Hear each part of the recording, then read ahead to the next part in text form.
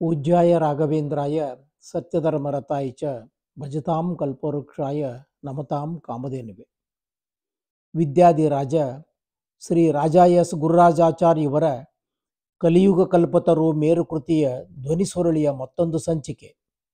ಹಿಂದಿನ ಸಂಚಿಕೆಯಲ್ಲಿ ಬೃಂದಾವನ ಶಿಲೆಯ ಮಹತ್ವ ಮತ್ತು ಅವತಾರ ಸಮಾಪ್ತಿ ನಿರ್ಧಾರ ಎಂಬ ಶೀರ್ಷಿಕೆಗಳ ವಿವರಗಳನ್ನು ಕೇಳಿದಿರಿ. ಆಶ್ರಮ ಪ್ರದಾನ ಮತ್ತು ಮಂತ್ರಾಲಯಾಂಬಿಕೆಯ ದರ್ಶನ ವರಪ್ರಾಪ್ತಿ ಎಂಬ ಶೀರ್ಷಿಕೆಗಳ ವಿವರಗಳೊಂದಿಗೆ ಈ ಸಂಚಿಕೆ ಇದೀಗ ನಿಮಗಾಗಿ. ಮೊದಲನೇ ಭಾಗ ಆಶ್ರಮ ಪ್ರದಾನ.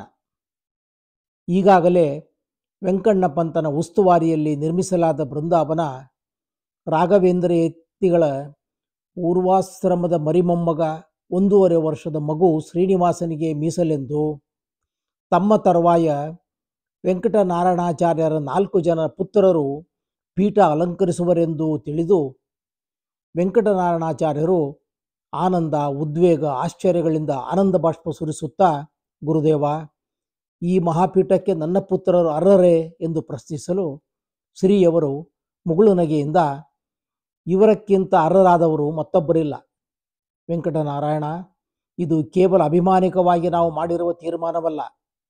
ಶ್ರೀ ಮೂಲರಾಮ, ಶ್ರೀ ಮದಾಚಾರ್ಯರ ಇಚ್ಛೆ, ಸಂಕಲ್ಪಗಳು ಮತ್ತು ಪ್ರೇರಣೆಯಂತೆ ಹೀಗೆ ನಿಶ್ಚಯಿಸಿದ್ದೇವೆ ಎಂದು ಹೇಳಿದರು.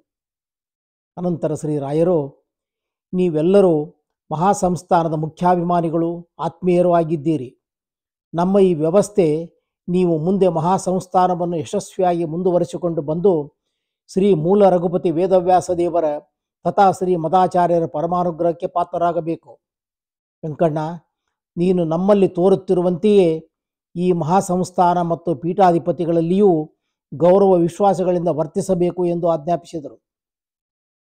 ಮಹಾಸಂಸ್ಥಾನದ ಹಿತಚಿಂತನೆಯಲ್ಲಿ ಗುರುಗಳಿಗಿರುವ ದೀಕ್ಷೆ ಮುಂತಾದ ಸದ್ಗುಣಗಳನ್ನು ಕಂಡು ಮೂಕ ವಿಸ್ಮಿತರಾಗಿದ್ದ ಸಕಲರು ಸಂತೋಷದಿಂದ ಗುರುರಾಜರಿಗೆ ನಮಸ್ಕರಿಸಿ ಗದ್ಗದ ಕಂಠದಿಂದ, ಮಹಾಸ್ವಾಮಿ, ತಮ್ಮ ಆದೇಶವನ್ನು ಶಿರಸಾವಹಿಸಿದ್ದೇವೆ.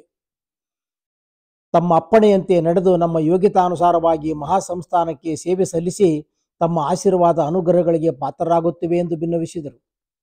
ಶ್ರೀ ಗುರು ಸಾರ್ವಭೌಮರು ಒಂದು ಶುಭ ಮುಹೂರ್ತದಲ್ಲಿ ತಮ್ಮ ಪೂರ್ವಾಶ್ರಮ ಅಗ್ರಜರಾದ ಗುರುರಾಜಾಚಾರ್ಯರ ಪೌತ್ರರು, ತಮ್ಮಲ್ಲಿಯೇ ಸಕಲ ಶಾಸ್ತ್ರಗಳನ್ನು ಅಧ್ಯಯನ ಮಾಡಿದ ಜ್ಞಾನ ಭಕ್ತಿ ವೈರಾಗ್ಯ ಸಂಪನ್ನರಾದ ಪ್ರಿಯ ಶಿಷ್ಯ ಶ್ರೀ ವೆಂಕಣ್ಣಾಚಾರ್ಯರಿಗೆ ಸಕಲ ವೈದಿಕ ಲೌಕಿಕ ವಿದ್ವಜ್ಜನರು ಧರ್ಮಾಭಿಮಾನಿಗಳ ಸಮಕ್ಷ ಪರಮಹಂಸಾಶ್ರಮ ಸ್ವೀಕಾರಕ್ಕೆ ಫಲಮಂತ್ರಾಕ್ಷತೆಯನ್ನು ಕರುಣಿಸಿದರು.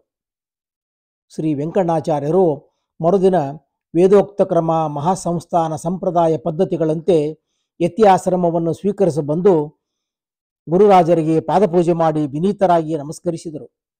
ಶ್ರೀಯವರು ಪ್ರಿಯ ಶಿಷ್ಯರಿಗೆ ಮಂತ್ರಮುದ್ರಾಧಾರಣೆ ಮಾಡಿ ಗುರುಪದೇಶ, ಮಹಾಮಂತ್ರಗಳು ಹಾಗೂ ಚತುಷ್ಷಷ್ಟಿ ಕಲೆಗಳನ್ನು ಉಪದೇಶ ಮಾಡಿ ಅವರನ್ನು ಶ್ರೀಮನ್ಮಧ್ವಾಚಾರ್ಯರ ವೇದಾಂತ ಸಾಮ್ರಾಜ್ಯ ದಿಗ್ವಿಜಯ ವಿದ್ಯಾ ಸಿಂಹಾಸನದಲ್ಲಿ ಮಂಡಿಸಿ ಸಂಪ್ರದಾಯಾನುಸಾರವಾಗಿ ಶ್ರೀ ಯೋಗೀಂದ್ರ ತೀರ್ಥರು ಎಂಬ ಅಭಿಧಾನದಿಂದ ವೇದಾಂತ ಸಾಮ್ರಾಜ್ಯ ಪಟ್ಟಾಭಿಷೇಕವನ್ನು ಸ್ವಹಸ್ತದಿಂದ ನೆರವೇರಿಸಿ ತಮ್ಮ ಉತ್ತರಾಧಿಕಾರಿಗಳನ್ನಾಗಿ ಮಾಡಿ ಪರಮಾನುಗ್ರಹ ಮಾಡಿದರು. ಅತ್ಯಂತ ವೈಭವ ವಿಜೃಂಭಣೆಗಳಿಂದ ಜರುಗಿದ ಆ ಮಹೋತ್ಸವವನ್ನು ಕಂಡ ಸಹಸ್ರಾರು ಜನರು ಪರಮಾನಂದ ಭರಿತರಾದರು. ಸಭಿಕರು ಶ್ರೀ ರಾಘವೇಂದ್ರ ಗುರು ಸಾರ್ವಭೌಮರಿಗೆ ಜಯವಾಗಲಿ ಎಂದು ಜಯ ಜಯಕಾರ ಮಾಡಿದರು. ಮುಂದಿನ ಭಾಗ ಮಂತ್ರಾಲಯಾಂಬಿಕೆಯ ದರ್ಶನ ವರಪ್ರಾಪ್ತಿ. ಶ್ರೀ ಶಾಲಿವಾರ್ಷಿಕ 1593ನೇ ವಿರೋಧೀಕೃತ ಸಂವತ್ಸರವು ಪ್ರಾರಂಭವಾಯಿತು. ಶ್ರೀ ರಾಘವೇಂದ್ರ ಸ್ವಾಮಿಗಳವರು ತಮ್ಮ ಪ್ರಿಯ ಶಿಷ್ಯರಾದ ಶ್ರೀ ಯೋಗೇಂದ್ರ ತೀರ್ಥ ಶ್ರೀಪಾದಂಗಳವರೊಡನೆ ಶ್ರೀ ವೆಂಕಟೇಶ್ವರನ ಸನ್ನಿಧಿಯಲ್ಲಿ ಚಾತುರ್ಮಾಸ್ಯ ವ್ರತವನ್ನು ಸ್ವೀಕರಿಸಿ ವಿಶೇಷ ಸಂಭ್ರಮದಿಂದ ಜ್ಞಾನಪ್ರಸಾರ ಸಜ್ಜನೋದ್ಧಾರ ಕಾರ್ಯನಿರತರಾದರು. ಒಂದು ದಿನ ಸೂರ್ಯೋದಯ ನಂತರ ಸ್ನಾನ, ಅನ್ನೀಕ, ಜಪತಪಾದ್ಯ ಅನುಷ್ಠಾನಗಳನ್ನು ಪೂರೈಸಿ ಶ್ರೀ ಗುರುರಾಜರು ದ್ವಾರಪಾಲಕನೊಡನೆ ಪ್ರಹ್ಲಾದರ ಯಜ್ಞಕುಂಡದ ಬಳಿಗೆ ಬಂದು ದ್ವಾರಪಾಲಕನನ್ನು ದೂರದಲ್ಲಿ ಕಾವಲಿರಲು ಆಜ್ಞಾಪಿಸಿ ಯಜ್ಞ ವೇದಿಕೆಗೆ ನಮಸ್ಕರಿಸಿ ಯಜ್ಞಕುಂಡದಲ್ಲಿ ಸನ್ನಿಹಿತಳಾಗಿದ್ದ ಪ್ರಹ್ಲಾದರ ಕುಲದೇವತೆಯೂ ಕ್ಷೇತ್ರ ದೇವತೆಯೂ ಆಗಿದ್ದ ಸಾಕ್ಷಾತ್ ಶ್ರೀ ದುರ್ಗಾದೇವಿಯನ್ನು, ಅಂದರೆ ಮಂತ್ರಾಲಯಾಂಬಿಕಾದೇವಿಯನ್ನು ಏಕಾಂತವಾಗಿ ಭಕ್ತಿಭರದಿಂದ ಸ್ತುತಿಸಲಾರಂಭಿಸಿದರು.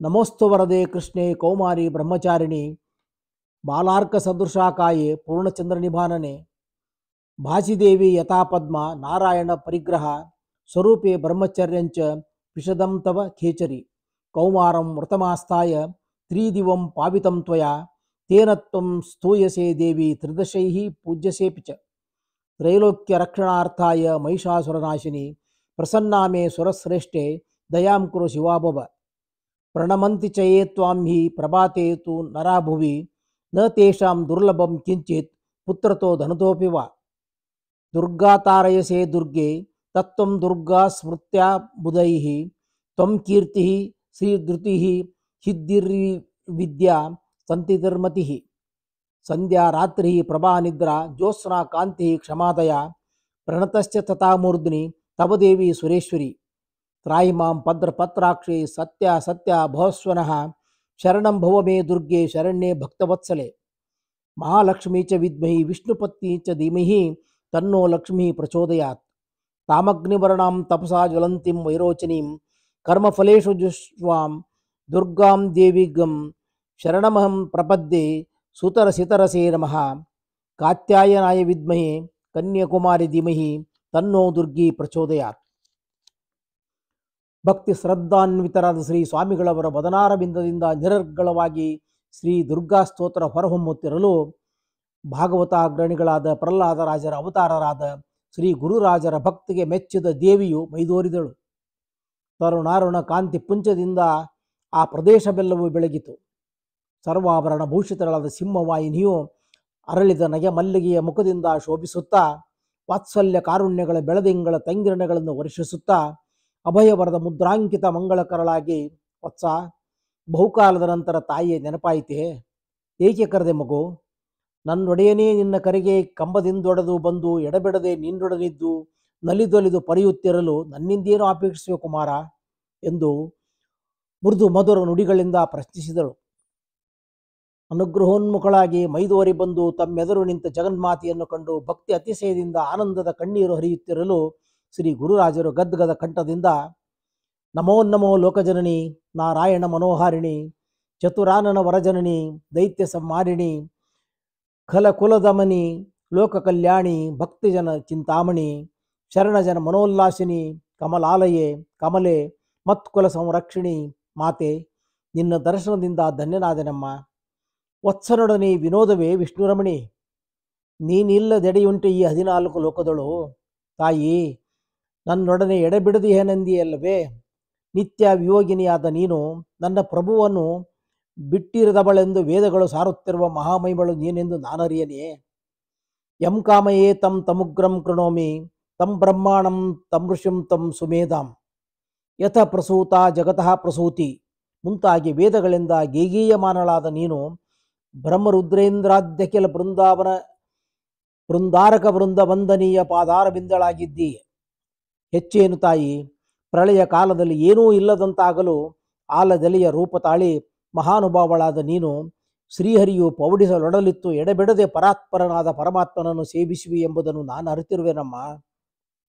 ಹೇ ವೈಷ್ಣವಿ, ನಿನ್ನ ಪ್ರಭುವಿನ ಸಂಕಲ್ಪದಂತೆ ನಾನು ಈ ಯಜ್ಞ ವೇದಿಕೆಯಲ್ಲಿ 700 ವರ್ಷಗಳ ಕಾಲ ಪರ್ಯಂತ ಲೋಕ ಕಲ್ಯಾಣ ಬೆಸಗಲು ಬೃಂದಾವನಾಂತರ್ಗತನಾಗಿದ್ದು ಜಗದೊಡೆಯನಾದ ನನ್ನ ಸ್ವಾಮಿಯನ್ನು ತಪಸ್ಸಿನಿಂದ ಸಂತೋಷಪಡಿಸಲಾಶಿಸಿದ್ದೇನೆ. ದೇವಿ, ನಾನಿಲ್ಲಿ ವಾಸಿಸಲು ಅನುಮತಿ ನೀಡಮ್ಮ. ನನ್ನನ್ನು ಆಶ್ರಯಿಸಿ ಬಂದು ಭಜಿಸುವ ಭಕ್ತ ಸಮುದಾಯಕ್ಕೆ ನಾನು ಕೊಡಬಯಸಿದ ಅಪಾರವಾದ ಚತುರ್ವಿಧ ಪುರುಷಾರ್ಥ ಸಂಪತ್ತನ್ನು ನೀನೊಲಿದು ಕರುಣಿಸಬೇಕಮ್ಮ. ನಾನು ಪ್ರಾರ್ಥಿಸಿದಾಗಲೆಲ್ಲ ಸಂಪತ್ ಅಭಿಮಾನಿನಿಯಾದ ನೀನು ಸುಪ್ರಸನ್ನಳಾಗಿ ನನ್ನ ಮೂಲಕವಾಗಿ ನಿಖಿಲ ಭಕ್ತ ಜನತೆಗೆ ಸಂಪತ್ತು ಸನ್ಮಂಗಳಗಳೇ ಮುಂತಾದ ವಾಂಛಿತಾರ್ಥಗಳನ್ನು ಕೊಡಿಸಿ ಕಾಪಾಡಬೇಕಮ್ಮ. ನನ್ನಲ್ಲಿ ಕೃಪೆ ತೋರಿ ಈ ವರವನ್ನು ನನಗೆ ಕರುಣಿಸುತ್ತಾಯಿ ಎಂದು ಪ್ರಾರ್ಥಿಸಿ ದೇವಿಗೆ ಸಾಷ್ಟಾಂಗವೆರಗಿದರು. ಮಂದಹಾಸ ವದನಾರವಿಂದ ಸಂಶೋಭಿತಳಾದ ನಂದನಂದನನಾದ ಗೋವಿಂದನ ಅಂದದ ರಾಣಿಯಾದ ಇಂದಿರೆಯು ಮುಂದೆ ಬಂದು ಭಕ್ತ ಬಂಧುಗಳಾದ ಶ್ರೀ ರಾಘವೇಂದ್ರರ ಬಂಧುರ ಶಿರಸ್ಸಿನಲ್ಲಿ ತನ್ನ ಅಮೃತ ಹಸ್ತವಿರಿಸಿ ಕುಮಾರ ತಥಾಸ್ತು ಎಂದು ಹೊರಬಿತ್ತು ಹರಿಸಿದಳು. ಅನಂತರ ರಾಯರಲ್ಲಿ ಸುಪ್ರಸನ್ನಳಾದ ದೇವಿಯು, ತಾಯಿಯು ಮಗನಲ್ಲಿ ಮಮತೆ ತೋರುವುದು ಸ್ವಾಭಾವಿಕವಲ್ಲವೇ ಕಂದ? ಹಿಂದೆ ನಿನ್ನ ಕುಲದೇವತೆಯಾಗಿದ್ದ ನನ್ನನ್ನು ನೀನು ಬಹುವಾಗಿ ಆರಾಧಿಸಿದ್ದೀಯೆ. ಈಗಲೂ ನೀನು ನನ್ನನ್ನು ಕುಲದೇವತೆಯನ್ನಾಗಿ ಮಾಡಿಕೊ. ಕುಮಾರ, ನಿನ್ನ ಎಲ್ಲ ಕಾರ್ಯಗಳಿಗೂ ನಾನು ಬೆಂಗಾವಲಾಗಿದ್ದು ಸಲಹುವೆನು. ಮುಂದೆ ಧರ್ಮವು ಸಂಪೂರ್ಣವಾಗಿ ಗ್ಲಾನಿಯಾಗುವ ಪರಿಸ್ಥಿತಿ ಬಂದೊದಗುವುದು. ಆಗ ನಾನು ಮತ್ತೆ ಅವತರಿಸಿ ಧರ್ಮ ಸಂಸ್ಥಾಪನೆ ಮಾಡಬೇಕೆಂದು ಶ್ರೀಹರಿಯ ಆಜ್ಞೆಯಾಗಿದೆ. ಅಲ್ಲಿಯವರೆಗೆ ಧರ್ಮ ಸಂರಕ್ಷಣೆಯ ಭಾರ ನಿನಗೆ ಸೇರಿದೆ. ಮಗು, ನಮ್ಮಿಬ್ಬರ ಕಾರ್ಯವೂ ಒಂದೇ ಆಗಿದೆ.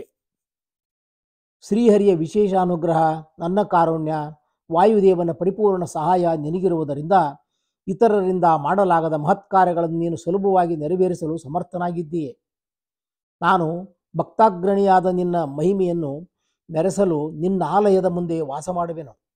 ಕಂದ, ನನ್ನ ಗುರುತಾಗಿ ನಿನ್ನ ಆಲಯದ ಮಹಾದ್ವಾರದ ಒಳಭಾಗದಲ್ಲಿ ಇಕೋ ಈ ಮೇಷ ಮಸ್ತಕಗಳನ್ನು ಸ್ಥಾಪಿಸು. ನಾನು ಸಕಲ ದುಷ್ಟ ಶಕ್ತಿಗಳನ್ನು ನಿಗ್ರಹಿಸಿ ಸದಾ ನಿನ್ನ ಮತ್ತು ನಿನ್ನ ಭಕ್ತ ಕೋಟಿಯ ಬೆಂಗಾವಲಾಗಿದ್ದು ರಕ್ಷಿಸುವೆನು. ಇನ್ನು ಮುಂದೆ ಜಗತ್ತಿನಲ್ಲಿ ಈ ನಿನ್ನ ಕ್ಷೇತ್ರವು ಮಂತ್ರಸಿದ್ಧಿ ಕ್ಷೇತ್ರವೆಂದು ಪ್ರಖ್ಯಾತವಾಗಿ, ಭಾರತದ ಭವ್ಯ ಸಂಸ್ಕೃತಿಯ ಸಂಕೇತವಾಗಿ, ಲೋಕವಿಖ್ಯಾತವಾಗಿ, ಆಸಕ್ತ ಜನತೆಯ ಯಾತ್ರಾ ಸ್ಥಳವಾಗಿ ರಾಜಿಸುವುದು. ಕಲಿಯುಗದ ಜನತೆಯ ಉದ್ಧಾರ ಕಲ್ಯಾಣಗಳು ನಿನ್ನಿಂದ ಅವ್ಯಾಹತವಾಗಿ ನೆರವೇರುವುದು. ಇತಿರಾಜ, ನೀನು ವಿಶ್ವಗುರುವೆಂದು ಅಖಂಡ ಕೀರ್ತಿ ಗಳಿಸಿ ವಿಶ್ವದ ಜನತೆಯ ಹಿತಸಾಧಕನಾಗಿ ಮೆರೆಯುತ್ತೀಯೆ. ನಿನ್ನಿಂದಾಗಿ ಭಾರತದಲ್ಲಿ ಸಹಸ್ರಾರು ವರ್ಷಗಳ ಕಾಲ ವೈದಿಕ ಸದ್ವೈಷ್ಣವ ತತ್ವ ಧರ್ಮಗಳು ಬೆಳಗುವವು. ವತ್ಸ, ನಿನಗೆ ಮಂಗಳವಾಗಲಿ ಎಂದು ನುಡಿದು ದೇವಿಯು ಇಂದಿನ ಮಂತ್ರಾಲಯಮ್ಮನ ಆಲಯವಿರುವಲ್ಲಿಗೆ ನಡೆತಂದು ಮತ್ತೊಮ್ಮೆ ಶ್ರೀ ಗುರುರಾಜರನ್ನು ಆಶೀರ್ವದಿಸಿ ಶಿಲಾರೂಪ ತಾಳಿ ನಿಂತಳು. ಅಂದಿನಿಂದ ಆ ಲೋಕಮಾತೆಯು ಮಂತ್ರಾಲಯಾಂಬಿಕೆ ಎಂಬ ನಾಮ ವಿಭೂಷಿತಳಾಗಿ ಸರ್ವಭಕ್ತ ಸಂದೋಹ ಬಂಧಿತಳಾಗಿ ರಾರಾಜಿಸುತ್ತಿರುವಳು. ದೇವಿಯ ದರ್ಶನ, ಅನನ್ಯ ಸಾಧಾರಣ ವರಗಳನ್ನು ಪಡೆದು ಪರಮಾನಂದ ತುಂದಿಲರಾದ ಶ್ರೀ ರಾಘವೇಂದ್ರ ಗುರು ಸಾರ್ವಭೌಮರು ಅಂದು ಶ್ರಾವಣ ಮಾಸದ ಮೊದಲ ಶುಕ್ರವಾರ ವರಮಹಾಲಕ್ಷ್ಮಿಯ ವ್ರತವಾದ್ದರಿಂದ ತಮಗೊಲಿದು ಅನುಗ್ರಹಿಸಿದ ಮಂತ್ರಾಲಯಾಂಬಿಕೆಗೆ ಅಂದು ಪಂಚಾಮೃತ, ಕುಂಕುಮಾರ್ಚನೆ, ಪುಷ್ಪಾರ್ಚನೆ, ನೈವೇದ್ಯ ಸಮರ್ಪಣೆ, ಮಹಾಮಂಗಳಾರತಿ ಮುಂತಾಗಿ ವಿಶೇಷೋತ್ಸವಗಳನ್ನು ಸ್ವಹಸ್ತದಿಂದ ನೆರವೇರಿಸಿ ಕೃತಾರ್ಥರಾದರು.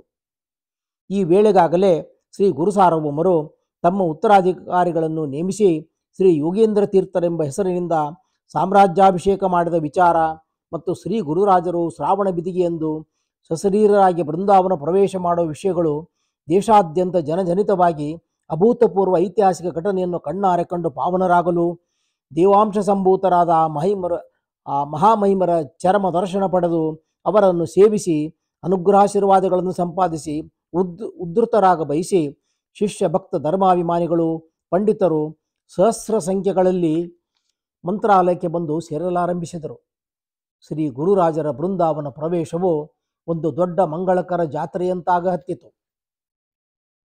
ಇಲ್ಲಿಗೆ ಈ ಸಂಚಿಕೆಯ ಮುಕ್ತಾಯ.